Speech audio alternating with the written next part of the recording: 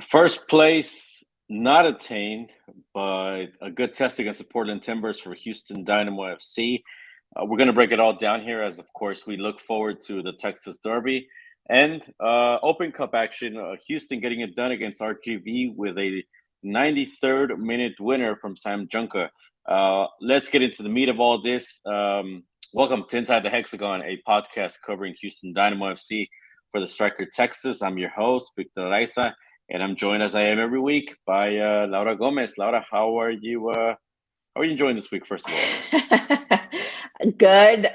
The weather in Houston has been not as humid as per usual around this time of year.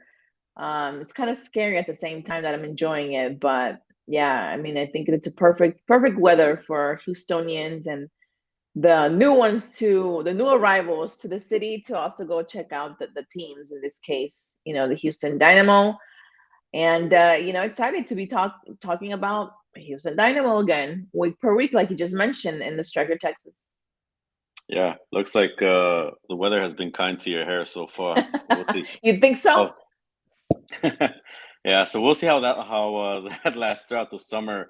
I think Oh, one of the things we were talking about, and especially look as we dive into this past game, Houston tying 0-0 against the Portland Timbers. It's maybe it was an important game for the sense that hmm, Houston could have jumped up at least momentarily to first place in the West. yeah. Ultimately, Austin ends up doing it. They get a road win and they jump up. LAFC retakes the lead. But as we're going through this MLS schedule early, um, Houston, we talked about racking up the points, right? Stacking up the Hmm. wins. Especially once we get into the summer, I believe it's something around. There's a stretch there, mid-May to almost the end of August, that 5 out of 15 games are home. That means 10 out of 15 away, and Hmm. that's gonna get maybe a little more difficult. We'll see. A bigger picture, I think that's kind of what we're always looking at. Yeah. But just in the short term here, I guess, how are you looking at this? Glass half full, glass half empty? I'm gonna look at it half full. Because like we mentioned in the last podcast, I think that this was one of the teams that, as so far, that the Dynamo has faced, is a team that is known, that has a lot of grit, that has a lot of history, and it was going to be a different challenge compared to the other teams that the Dynamo has faced up until now. So I'm not gonna take that 0-0 as a loss. I think that, a 0-0, it, I don't see it as a loss, but I don't see it as a win. I see it as a tie, right? I mean, at the end of the day, that's what it is, because there's some games that you see as a win and some games that you see as a loss. So this one in particular, I would count it a little bit more towards um, a loss, if you want to say, just because they're at home. Because I would see it as a win if they were, Yeah, in two Portland. points, 2 points Yeah, lost.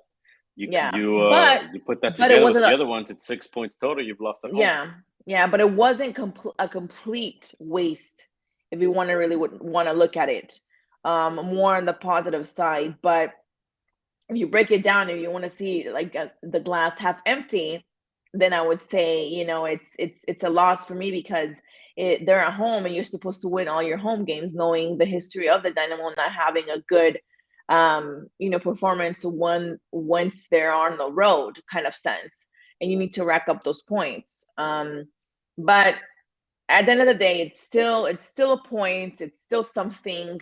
And like you mentioned, they lost the opportunity momentarily to be, the top of the line right now. But so far, I think that the team has shown just a little bit more than potential. There's action being done. Yeah, obviously compared to last season and finishing last in the West and what this team has been, over the last decade. Yeah, it's a good start. It's a great start actually compared to those Yeah. years. Yes. You're setting yourself up in position um, to be more uh, well. They've been more proactive, right? I think there is a Hmm. change in attitude in mentality. You're starting to see that. I still think there are things here and there, but I mean I guess that's across the league, right? I mean it's this league is so uh, I'm gonna say lack of a better term, it's mediocre, right? I mean, Mhm. you have teams that don't aspire to much, and there's very few teams like a Portland, like Seattle, uh, like I guess it's more of rotating chairs in the East, but there's very few teams that kind of make it a priority to win right away, to make everything count. Um, To go I hard think from the that beginning. yeah, I think that's kind of what like about this season for me. Um, when you start looking at some of these results, right, as more of the picture starts to fill itself, especially around the league. Okay, Salt Lake's a good team, right? Or at Mhm. least they're getting good results. But you had them here when they didn't have some of their star players. Kansas City, we're starting to see that maybe that should have been a game they should have won on the road. Um, Vancouver, that's when they rescued, right? But maybe it would have been a different story if Brian White was able to play. I don't know. I still think Vancouver is not that great, and at least that one you got 3 points out of. No, they're But not. Colorado, yeah, Yeah. the one against Colorado, I mean, that's another 2 points lost at home. But at least with the Salt Lake game, you also had to set my excuse that it was first game of the season, right? New coach, maybe trying to implement something new. We applauded the game in Miami. We applauded the Yeah, game but it against was San against Jose, Miami. and I think had those other results against Salt Lake and Colorado not ended in ties, um, then that would have been this would have ended up being a good result. But I think taking everything into consideration, and ultimately what's going to define us a little better, it's going to be these two upcoming rivalries, right? Against Dallas, Mhm. where you're playing up there, and then you're welcoming Austin at home. That's going to be a home game, which is going to have a little bit more pressure, right? Because it's Austin, because they're going to bring a big crowd. Um, A you have an huge crowd. opportunity maybe at DC to take some points on the road that you left on the table at home, and then again, um, at Nashville, at Seattle, mid May, and then that's kind of what we were talking about, a couple episodes back. That would be about a third of your schedule already played, right? Yeah. Yeah. Um, the good part of this is they're in the West. They're in the top half of the West. They're right above the playoff line. That's a good start. Um, I still think they still need another piece, because when we start seeing some of these games against a team like Portland, I think that's why Portland was such a A great more test. mature Portland. Yeah. Yeah, and just whenever they needed to get defensive and they needed to lock it down, you saw them shut down Darwin Quintero, right? And I think Yeah. here we've talked about how good is he really, right? And I still say, until proven otherwise, with inferior MLS competition, that's when he's been at his best. That's when he's had his best games, and I'm sure, yeah, most players are going to have their better games against worse off I mean, yeah, competition, I think but that's something that's valid not only towards him, but it's also very valid, like you just mentioned, with for everyone. other. Yes, But when exactly. we're talking about game-changing players, that's what I'm talking about. It's hard to look at him as a game-changing player. I think it's easy to look at his history, look at But his he career. has had, to his defense, he has had games that he has been the game changer. Yeah, against inferior competition. That's my point. Again, All right, let's just. big picture. I want to Big see. I'll picture. answer. I'll answer this question, um, mid July, and then I'll let you know my exact thoughts with more thorough investigation and watchful eye of the different games that he Yeah, has well, specifically with this team. and the other thing there is, let's see how big of an impact Herrera makes, right?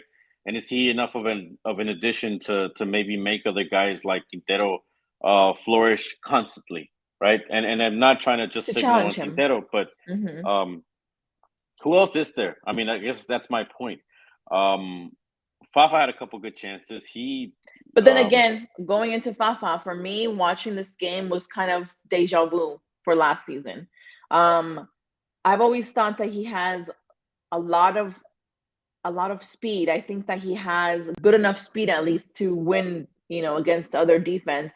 And he has the capability of going, forward and back and just doing different plays.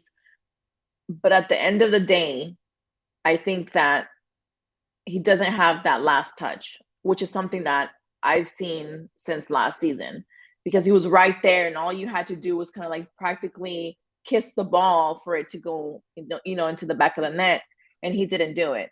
So watching, like you just mentioned, he had some good plays here and there. It's kind of deja vu He for should have me, had at at least least one him. goal. Exactly, because I've seen games that for me, he should have had at least two goals. So this one for me, at least one goal. So it kind of brings me back to see the games that I watched last season, and to really kind of say, okay, what's going on? Yes, to be fair, in the other games he scored and he did some passes here and there, but compared to the opportunities that he's had, he doesn't have enough goals throughout his history with the Dynamo. And this game kind of brought me back that sour taste of, he's amazing, he does great, but once he's right there when it needs to close a deal, it just doesn't happen. Yeah. I'm gonna mention this not because I care about this stat. I actually think this stat's kind of lame. This whole expected goal stuff, but this is something that Asher Mendelson, Pat Onstad, They look head at. honchos. Yeah, this is something they've said in interviews they prioritize, right? So we're Yeah. gonna look at these numbers as well. Fafa Pico expected goals 0.43, right?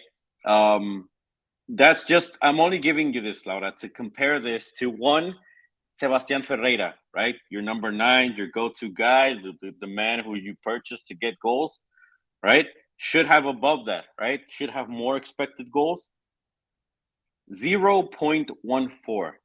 The service is still not getting to one Sebastian Ferreira, and I mean, at what point do we start to get concerned about this?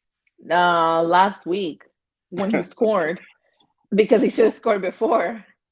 I think that, I mean, and I say, jokes aside, yes, I think that there's still a piece missing for him to hit his full potential. And he might argue with us. He hears a podcast and might say, well, I'm not getting the tools that I need to really perform at my peak.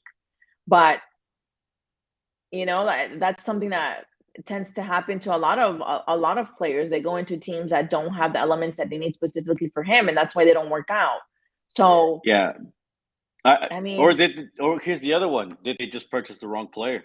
I mean, did they go to somebody that maybe is too dependent on service? Should they have gone for a more versatile forward? And that's what I think. I think that knowing that you do not have that player that's going to keep filtrating and passing those balls to that type of player, then you should. I call it like the hybrid position. And some people are like, well, Laura, their forwards are not gonna last going up and forth and blah blah blah. But at the end of the day, we know that the MLS tends to have that kind of hybrid kind of players, because you called it a younger league, but I feel like it's a league that's growing. I think it's a league that's number growing. 9 should have been farther down on your priority list. That's just So I think it's a league an expensive number 9, that, not a number 9 in general. I just think an expensive number 9. I think that money could have been maybe better utilized. But you know what? Maybe we're wrong. Maybe the season will end up proving the Dynamo right. But I think so far those are the things we can point to, right, and say that this has been the difference. These have been some of the things that have gone against the team. Something that we're seeing constantly. That's the thing. And I know that people are going to say, well, you sound like a broken record. But then again, we go in and look at these games with the same thing kind of keep happening. Not only, and look, and there is some change. In some ways, there's not that much change from the roster last year, right? And we know that. That's one of the things we talked about. There's basically no change if you really look at it. Yeah, and in other ways, the change has been the head coach, right? Maybe the Ferreira really has been your one big signing. Steve Clark, I would add, because I do think he has been an addition. He has made a difference. But besides them, the roster is essentially the same one from last year. And you talk about that they address certain priorities. What is the plan maybe moving forward? Let's talk about this now. Actually, let's finish off with the Portland game, because there is one thing to get to. Teenage Hadev, right? He has a yellow in the first half. Maybe not cognizant, or maybe just forgot. Gets another yellow in the second half, 75th minute. The Dynamo end up playing with 10 men. Now he's out for the Texas Derby. He won't play against FC Dallas, which is why he featured in the U.S. Open Cup game Tuesday against RGV. Wondering if you have any opinion on the tackles. And for me, I thought maybe a little too reckless. I know Nagamura said for him it wasn't a yellow. Yeah. I don't know. I think knowing you have a yellow, it's and maybe it's hard. Yeah. It's just for me. Yes, I really honestly don't think it was so much of a yellow, and the ref could have made that choice because he knew that if another yellow was handed, he was gonna be in the red. But knowing as a player, you need to be very conscious of, hey, I already have a yellow. Do I really need to make this next step? Is it really going to be a game changer? Is it really going to affect the team in a certain way, or are they going to be more effective with me being off the field? And I think that also comes with experience. Teenage is still young. I feel like in this play, his age kind of showed in the lack of experience, perhaps, of going ahead and doing the play that he did. At the end of the day, did it really affect the team being down one man at the 75th minute? If you want to be positive, I feel like the team did what it had to do and left with a tie. Well, they were left to defend. They were left to defend for the last 15 minutes. I mean, Mm-hmm. they were there absorbing pressure, and again, we'll see how it affects in this next game, right? Because this was the first time that you had your high price duo of Tim Parker and Hadev starting for the first time this season. I believe 5, not counting the Open Cup, it's been 5 different pairings in central defense, or maybe I'm just thinking back 4. I actually, but there's been the point is that there's been we've called it the musical chairs in defense, right? And maybe more credit to Steve Clark for being solid, but I do think that's something I guess that has to get fixed. Tuesday night, Houston hosting RGVFC, Open Cup 3rd round. 9-minute gift from RGV, right? It's an own goal from Nodarse, a header into his own net. It was kind of weird to watch, right? O'Farson crosses it in, and then it just hits the header, and it's a ball goes in, or actually just inside of the post and goes in. Yeah. The Dynamo approaching this with an alternate lineup, only Hadev because of his red card. Repeating from the 11 on Saturday, right? Michael Nelson getting a chance to get some first team minutes after playing with Dynamo 2 right after the Portland game, actually. Back 4 of Sam Junka, Teenage Hadev, Zarek Valentin making an appearance in central defense, and then you have the Brazilian Seca. And in the middle, Seren, the captain, with 17-year-old Brooklyn Reigns, who becomes the youngest player to have a Dynamo jersey in official competition. Memo Rodriguez, and then up front, you have O'Farson in the middle, and then Baird on the wing. And on the other side, Tiaguinho, or Thiago, I guess is what we're calling him, since I think they're dropping the Tiaguinho with Dynamo. But you have the 2 Brazilians on the right side, right? And I think a glimpse into the future. Maybe that's something that eventually pushes the first team to high gear in MLS. I don't know, provides more crosses, provides more speed. We'll see ultimately. So. I with what I saw, I think that like you just said, I think it's a glimpse of the possibilities of what could be in the near future. We can't rely really on having results in the near future. You need to have results ASAP, right? Specifically with the history that has happened with the Dynamo. But I think this game, all in all, it was kind of an interesting game with 2 own goals. Yeah. So I think eventually they'll be in the starting lineup. I think there's still quite a few games down the road. But that's what the near future. I feel like there's what I watched and what I saw. June. Yeah, I think that there's potential on what we saw, but like I mentioned, like you need to start really. You have to try to work with what you have as of right now, and project what you want in the future. Maybe this is, like you just mentioned, a glimpse of it. At the end of the day, they won. It was a weird game for me. It was 2 own goals. So we'll see. We'll see what else happens. But it was a win within that Yeah, tournament for the team. bad week. It's a bad week for Hadev for sure. I know. He gets the own goal for Houston in the 48, right after the return from halftime, and it's kind of 1-1. And RGV actually had a chance to go up if it wasn't for Michael Nelson stopping a penalty kick. Junka eventually gets the game winner in the 93rd, avoiding extra time. Houston wins this. All right, business taken care of. You move on.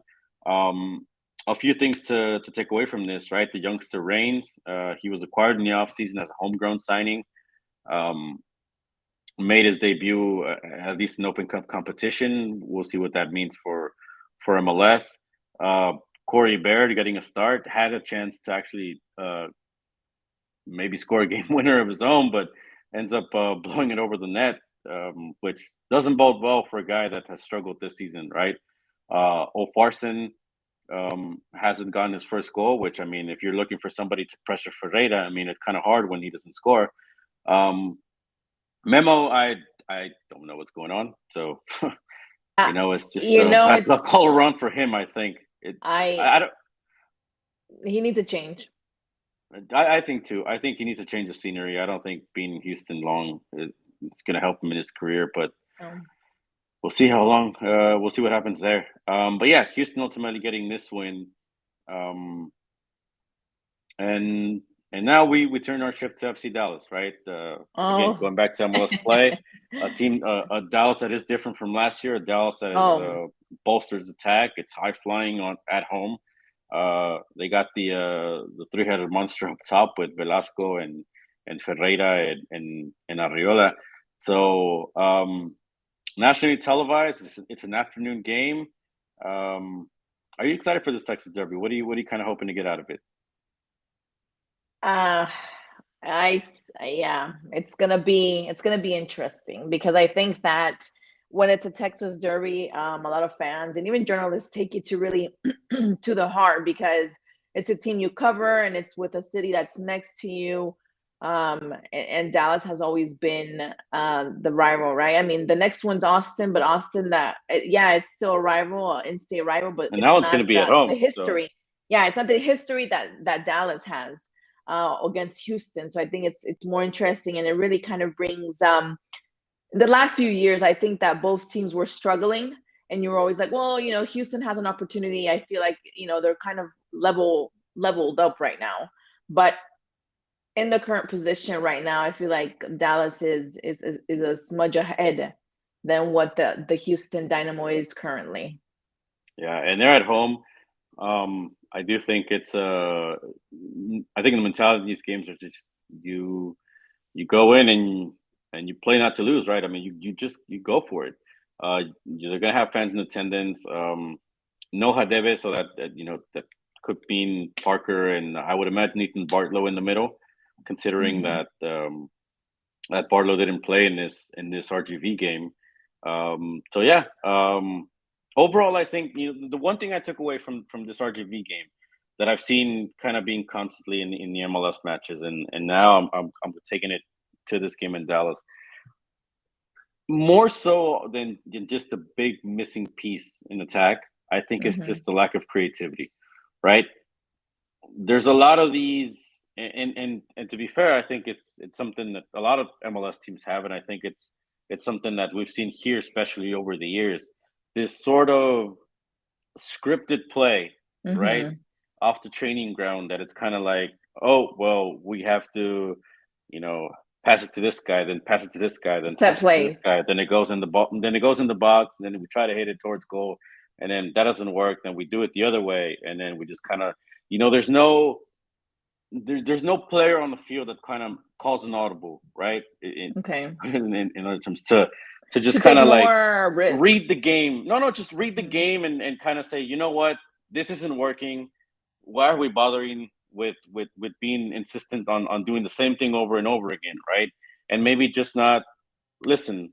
We can get penetration through the right side of the field, or we can, we're really not trying to go up the middle as much as maybe we should, right? And again, maybe I don't know if that's going all coaching, or if it's having more players on the field that just give you that that read are of more the game.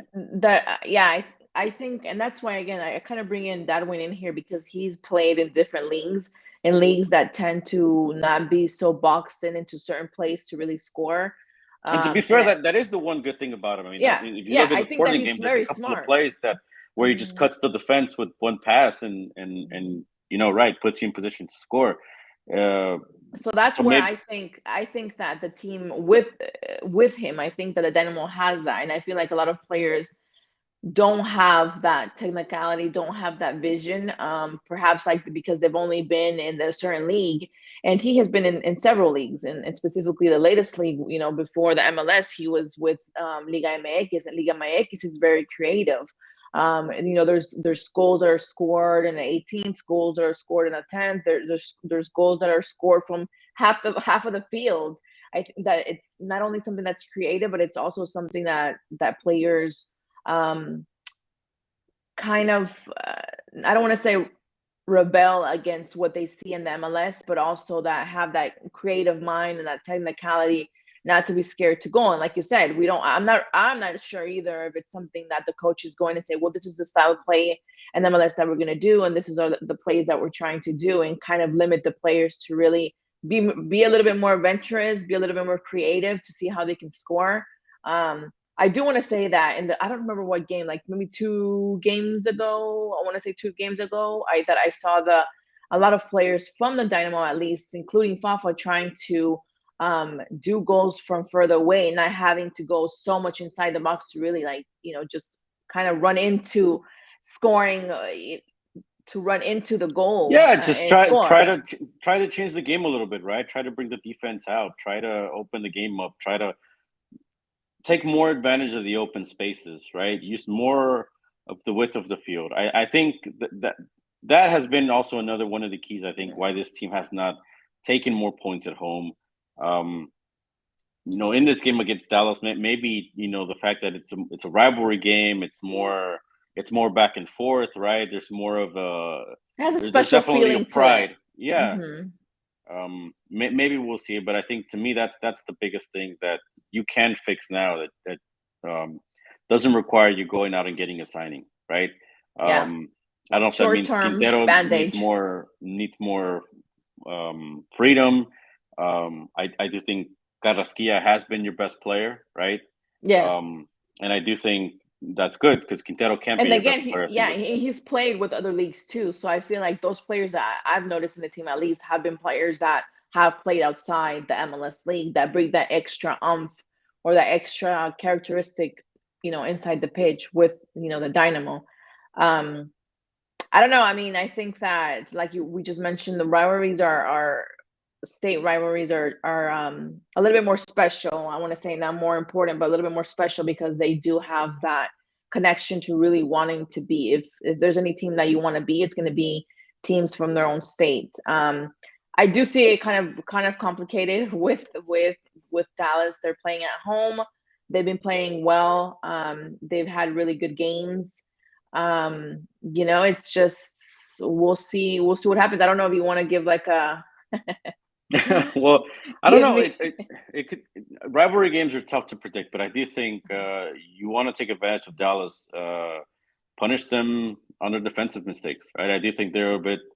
Um, I do think they're a bit sloppy defensively. That's kind of where you can take advantage of them, because if you're trying to match attack with attack, they certainly have the firepower, and I think this Dynamo team has been good enough defensively, but attacking wise, right? You got to get that going. Otherwise, now you're kind of just hoping to keep a clean sheet all the time, which Yeah, sometimes that works, sometimes it doesn't. yeah. So Houston against Dallas, 2 p.m. This Saturday. We'll have that coverage for you on the strikertexas.com. We'll have the Dallas side of it. If you want to read John Arnold's coverage from up in Frisco, we'll have the Houston coverage. We'll obviously this podcast and everything else coming throughout the week as fans will make the drive up. We've talked about Austin coming here next week, so there's definitely a lot of Yeah. Copa Tejas implications here between these two games. And we'll have it all for you on the Striker Texas. Comments, questions for the next episode, all that kind of stuff. At Laura Gomez, at Victor Araiza on Twitter. And until that, we'll see you next week here on StrikerTexas.com on Inside the Hexagon. Hit the subscribe button so you can get those fresh episodes in your podcast service. And well, until next week, Laura.